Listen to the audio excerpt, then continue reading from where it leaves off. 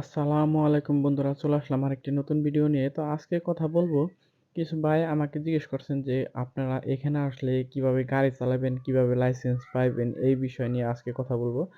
তো আপনারা যখন এই দেশে ১ম আসবেন অবশ্যই বাংলাদেশ থেকে আপনার লাইসেন্স নিয়ে আসবেন।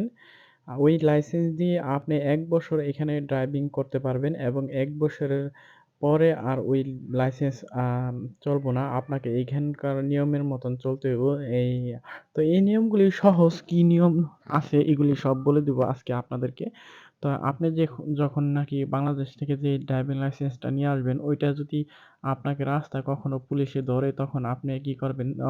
তখন আপনাকে ওরা বলবো যে আপনার এই দেশের লাইসেন্স নেওয়ার জন্য অতি তাড়াতাড়ি। তো আপনি ১ম এ ধরেন এখানে খুবই সহজ। আপনি ফ্রি যেই ওই থিওরি পরীক্ষা ওইগুলি ফ্রি অ্যাপ আছে ওইটার মাধ্যমে পড়তে পারেন। আর কিছুদিন পরে আপনি ভাউচার কিনতে হয়। ওইটার মধ্যে থাকে ২০ টা বুক। একেকটার মধ্যে ৩৫ টা প্রশ্ন। তো ওইটা আপনার ২০ টা পড়তে হয়। এরকম টাকা দিয়ে কিনতে হয়। আপনি যখন দেখলেন যে না আপনার আর পড়তে হইব না, তখন আপনি ওই সেন্টারে যেয়ে বুকিং দেওয়ার পরে আপনাকে ওই থিওরি পরীক্ষা দিতে হইব। ওই থিওরি পরীক্ষা থাকবে আপনার ৩৫ টা প্রশ্ন, আপনার ৩২ টা পারতে হইব। তো যদি এই পরীক্ষায় আপনি পাস করেন তখন আপনাকে লার্নার একটা লাইসেন্স ওইটা দিব কার্ড। তো ওইটার নিয়ম হইলো আপনার যখন আপনি ড্রাইভিং করবেন যতদিন নাকি ফুল লাইসেন্স পাইবেন না, আপনার পাশে একজন সুপারভাইজার থাকতে হইব।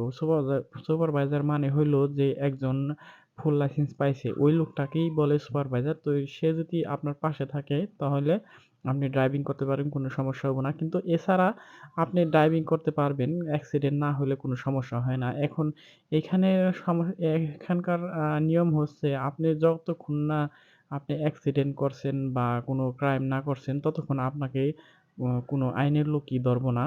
তো এই জিনিসটা খুবই সুন্দর এই জায়গার। তো এইটা আপনি আ লানা ওই লার্নার নেওয়ার পরে আপনি দেখলেন যে না আপনার ড্রাইভিং এখন ভালো হইতেছে, তখন আপনি কি করবেন?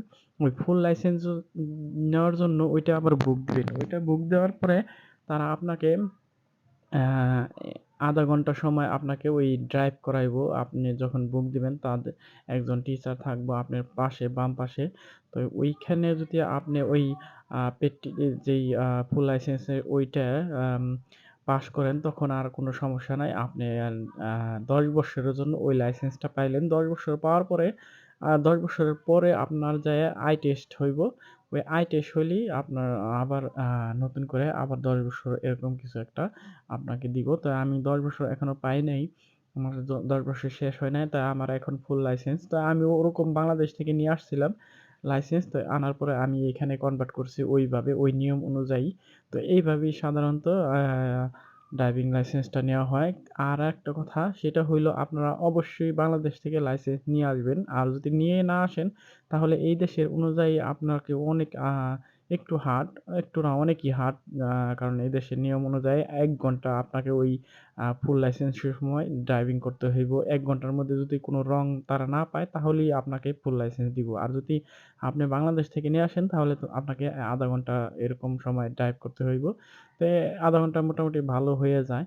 তো আশা করি বুঝতে পারছেন। নিয়ে যদি আরো কোনো প্রশ্ন থাকে আপনারা কমেন্ট করতে পারেন। আমি চেষ্টা করব আপনার প্রশ্নের উত্তর দেওয়ার জন্য।